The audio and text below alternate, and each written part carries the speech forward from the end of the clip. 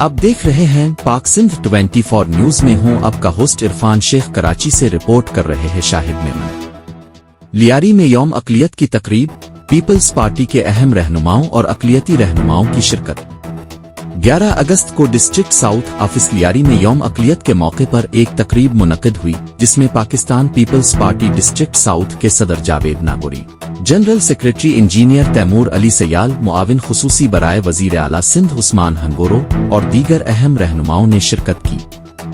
तकरीब में मिनारटी विंग सिंध के नायब सदर परवेज हबीब, अशोक जेठ मिलानी, बानिजी बूचाहे और दीगर अक़लियती रहनुमाओं की भी शिरकत हुई। तकरीब का आगाज कौमी तराने से हुआ और यौम अक़लियत के मौके पर केक भी काटा गया।